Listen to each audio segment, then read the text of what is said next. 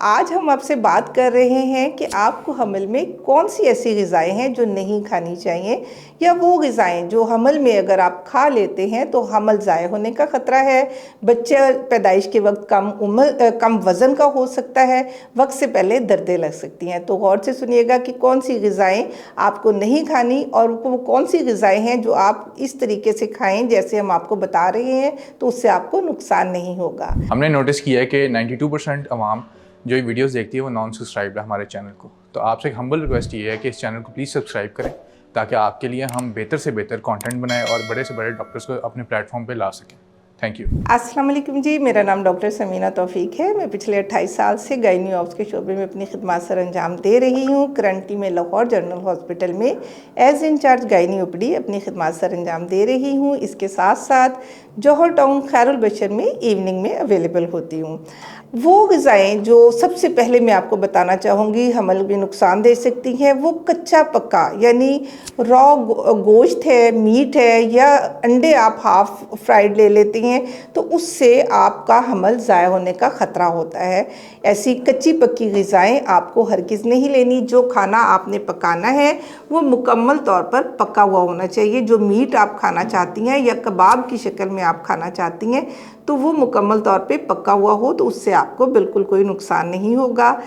Unpasteurised डेयरीज़ like अगर आप कच्चा दूध इस्तेमाल करते हैं या लस्सी इस्तेमाल करते हैं तो उससे भी वक्त से पहले आपको दर्दें भी शुरू हो सकती हैं और हमल में नुकसान हो सकता है। जब भी आप कोई फ़िश खाना चाहें तो आप उसमें कोशिश कीजिए कि आप सर्च कर लें कि उसमें मरकरी का कंटेंट मिनिमम हो या ना हो, तो आपके लिए वो नुकसानदेह नहीं है।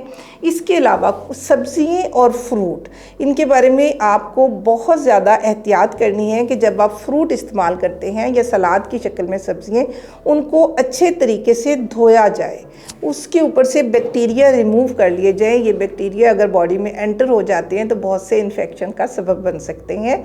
इसके अलावा जब आप कैफ़ीन का इंटेक करते हैं, चाय और कॉफ़ी पीते हैं या आप कोल्ड ड्रिंक्स लेते हैं, कैफ़ीन का 200 मिलीग्राम पर डे से ज़्यादा इस्तेमाल, जो कि एवरेज 2 कप बनते हैं आपके कॉफ़ी के, आपका इससे ज़्यादा इस्तेमाल आपके बच्चे की सेहत और उसकी नशोनुमा पर मुतासिर कर सकता है। कम वज़न हो सकता है बच्चे का और वक्त से पहले दर्दें लग सकती हैं। बच्चे की अफजाइश पर उसका नेगेटिव इम्पैक्ट होता है। अल्कोहल एंड स्मोकिंग का भी बहुत बुरा बच्चे की नशोनुमा पर असर पड़ता है। 100% alcohol and smoking, active smoking as well as passive smoking, यानी अगर आप खुद भी सिगरेट नहीं पीते तो आपने उन लोगों के साथ भी नहीं बैठना हमल में जो सिगरेट पी रहे हैं। उससे आपकी पैसिव स्मोकिंग होगी और आपके बच्चे की नशोनुमा पर उसका नेगेटिव असर होगा। तो ये तमाम चीज़ों का आपने ख्याल रखना है। सबसे इम्पॉर्टेंट, जो आप लोगों को मेरी बात उम्मीद है पसंद नहीं आएगी, आपको स्ट्रीट फूड नहीं खाना। स्ट्रीट फूड में आपने गोलगप्पे, चाट और ये दही भल्ले और जो बाज़ार में मिलने वाले जूसेस हैं, मैं आपसे रिक्वेस्ट करूँगी कि बिल्कुल ना लीजिए। इससे आपको बहुत से इन्फेक्शंस आप पर हमलावर हो सकते हैं।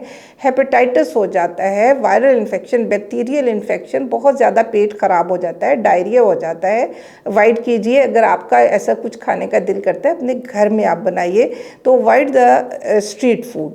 प्रोसेस्ड फूड और junk food, fast food, carbonated drink आपने हमल में बिल्कुल इस्तेमाल नहीं करनी। बच्चे की नशोनुमा रुक सकती है, आपको ब्लड प्रेशर, शुगर का अटैक हो सकता है, गेस्टेशनल डायबिटीज़ हो सकता है, आपका एबनॉर्मल तरीके से वेट बढ़ना शुरू हो सकता है और बच्चे का वेट ना बढ़े। ये तमाम चीज़ें हैं जो कि आपको हमल में ख्याल रखना है कि आपको ये चीज़ें नहीं खानी। आपको ताज़ा घर का बना हुआ खाना बेहतरीन है। फल खाएं, सब्जियां खाएं, लेकिन उन्हें अच्छे तरीके से धोकर खाएं। मीट और कबाब या स्टेक जो भी आप बनाकर खाना चाहती हैं उसे मुकम्मल तौर पर पकाइए। उबला हुआ दूध और दही का इस्तेमाल कीजिए। अगर आप सही खुराक सही तरीके से लेंगे तो उसका आपको और आपके बच्चे को दोनों को फ़ायदा होगा। खाने पीने से मुतालिक या जो नहीं खाना इससे मुतालिक आप कुछ पूछना चाहें, कमेंट सेक्शन में आप हमसे सवाल कर सकते हैं। marham.pk पर जाइए और वहाँ पर आप मेरे लिए in clinic as well as online video consultation book कर सकते हैं। अपना बहुत ख्याल रखिएगा। फ़ी अमान अल्लाह।